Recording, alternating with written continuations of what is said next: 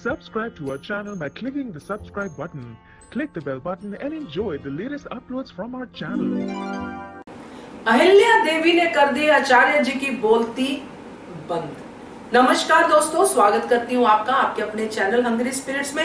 Hungry spirits देख रहे सारे दर्शकों का मैं अंजू शर्मा दिल से स्वागत करती हूँ। आचार्य जी की बोलती बंद क्यों हुई? अहिल्या देवी के तर्क में बहुत दम था या फिर ये शब्द आचार्य जी ने पहले सुने नहीं थे? चलिए चर्चा करते हैं कि आखिर बंद क्यों हुई बोलती, क्यों उन्होंने आगे से तर्क नहीं किया। करते हैं बात, मगर पहले वही गुजारिश, जिन्होंने अभी तक चैनल को सब्सक्राइब नहीं किया है कर लीजिए। साथ में दोस्तों बेल आइकन दबाइएगा ताकि आपको हमारे वीडियोस के नोटिफिकेशन मिलते रहें। अहिल्या देवी की मैं जितनी तारीफ करूं उतनी कम है। जिस तरह से वो दरबार में आती हैं, जिस हौसले से वो अपनी बातें रखती हैं, जितनी तारीफ करो उतनी ही कम है। ये बात मुझे बार बार कहने में इतना मजा आता है कि मैं क्या बताऊं। और मैं कोशिश करती हूँ कि ये जो गट्स हैं, ये जो सही बात को सामने रखने के जो तरीके हैं नम्रता के साथ, वो हर फीमेल में होने चाहिए।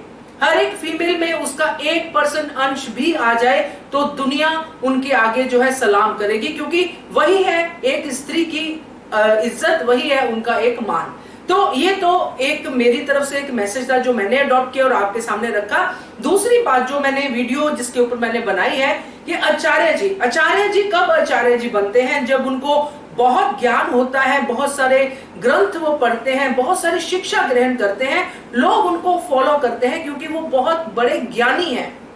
अब ये बात जब बहुत बड़े ज्ञानी है, इस बात को हम समझते हैं, तो आचार्य जी कहीं ना कहीं ये बात भी समझते हैं कि जो अहिल्या ने दरबार में पॉइंट उठाया था कि पाप की परिभाषा क्या है, कैसे आप नापोगे पाप और पुण्य को, क्या है परिभाषा, वो सारी बातें जो भी अहिल्या ने दरबार में पूछी, उसके आगे उनकी बोलती बंद होगी। क्योंकि इसके बाद वो क्या बोलते, क्योंकि ज्ञानी लोगों को ये भी पता होता है कि अगर मैं इसके बाद कुछ बोलूंगा तो मेरी बात को बाकी लोग किस तरह से लेंगे। झूठ वो बोल नहीं सकेंगे, ग्रंथों में ऐसी कोई परिभाषा लिखी नहीं है।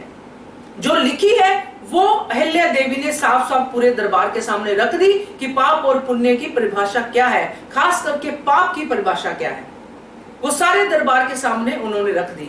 अब चुप होने का कारण एक तो यह है कि उनको पता है कि पाप की परिभाषा जो अहिल्या बोल रही है, जिस तरह से वो पूछ रही है, उसका जवाब उनके पास नहीं है और ऐसा कुछ उन्होंने ज्ञान अर्जित भी नहीं किया है जिससे वो पाप की जो है परिभाषा बता पाई।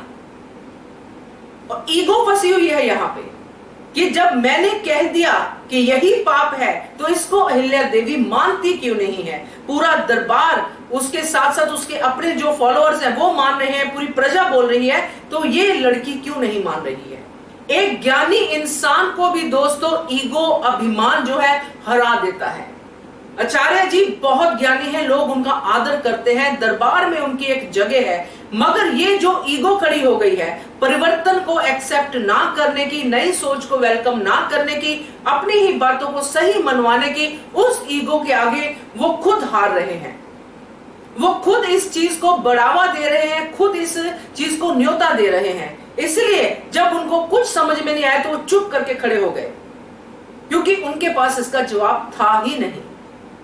तो मेरे हिसाब से जो अहिल्या देवी ने जिस तरह से इस केस को रखा है दरबार में और सबके सामने जो सच्चाई है लाके खड़ी कर दी है, और जिस तरह से वो बदलाव की बात कर रही है, परिवर्तन की बात कर रही है, इसके आगे जितने भी तर्क देंगे आगे आचार्य जी या उनके जो भी फॉलोअर्स होंगे, जो भी तर्क देंगे, वो किसी भी तरह से मान्य नहीं होंगे, क्योंकि वो सारे के सारे तर्क इंसानियत के खिलाफ हैं। और जो आचार्य जी ने कहा धर्म और इंसान की जो बात की और जो अहिल्या ने कहा, उसमें बहुत फर्क है।